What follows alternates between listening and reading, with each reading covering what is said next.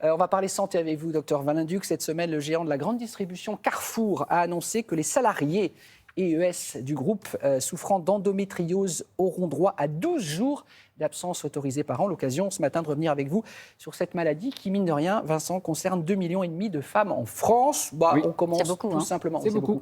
On va commencer par une question toute simple. C'est quoi, docteur, l'endométriose? Alors, l'endométriose est une maladie gynécologique qui, effectivement, touche 10% des femmes, une femme sur 10. Et ça peut commencer dès les premières règles jusqu'à la ménopause. Et en fait, l'endométriose, qu'est-ce que c'est? L'endomètre, c'est la partie, c'est la muqueuse qui va tapisser l'intérieur de l'utérus, d'accord? Et en fait, dans l'endométriose, il va y avoir des lésions d'endomètre qui vont aller se mettre en dehors de cet utérus et qui vont aller tapisser un peu la vessie, le côlon, le rectum.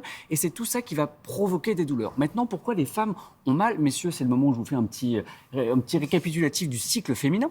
Tous les mois, il va y avoir une variation hormonale qui va déclencher les règles. Les règles, elles sont composées de l'endomètre, c'est le tissu qui est à l'intérieur de l'utérus, mais également de l'ovule qui n'a pas été fécondé. En fait, cet endomètre, il est sensible à la variation hormonale et comme je viens de vous expliquer que dans l'endométriose, il y a des lésions qui vont être en dehors de cet utérus, elles aussi vont être sensibles à la variation des hormones et vont donc se mettre à saigner, à proliférer et à provoquer des douleurs. On sait l'origine de cette maladie, on connaît les causes ou pas? Pas tout à fait. En réalité, c'est plutôt multifactoriel. On pense que c'est hormonal, génétique, mais l'hypothèse qui revient le plus souvent, je vous en parlais, au moment des règles, généralement, les règles, elles vont suivre les orifices naturels et être éliminées naturellement. Mais l'hypothèse qui revient le plus souvent, c'est les règles rétrogrades. C'est-à-dire qu'une partie des règles remonterait, voilà, on arrive à le voir sur le schéma, elle remonterait vers le haut, arriverait au niveau des trompes et ensuite passerait directement dans la cavité pelvienne pour aller un petit peu se disséminer par-ci, par-là. Et donc, ce serait l'origine, l'hypothèse qu'on retient le plus souvent.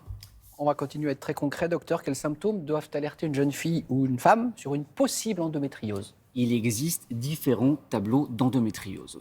Souvent, on entend parler des règles très douloureuses. Effectivement, dans ce cas-là, il faut consulter. J'ai souvenir d'avoir vu une femme, une quarantaine d'années, qui, depuis plusieurs mois, elle trouvait qu'il y avait un changement au niveau des règles. Elle trouvait ça plus douloureux. Elle disait même que c'est des coups de poignard dans le bas du ventre. Elle avait également des symptômes un petit peu, des troubles urinaires. Et là, elle s'est dit, elle est venue consulter. On s'est posé la question, effectivement, d'endométriose.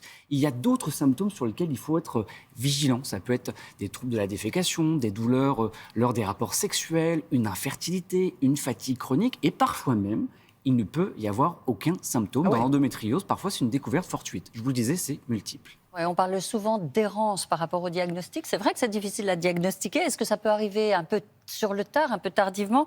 Quels sont les moyens qui existent aujourd'hui? Vous avez raison, ça peut arriver à différents âges. Vous avez entièrement raison. Aujourd'hui, on sait que c'est en moyenne 7 ans. C'est la faute soit un peu nous, médecins, parce qu'on a mis du temps à intégrer cette endométriose, l'arrivée un peu soit plus jeune, soit plus tardive. Voilà.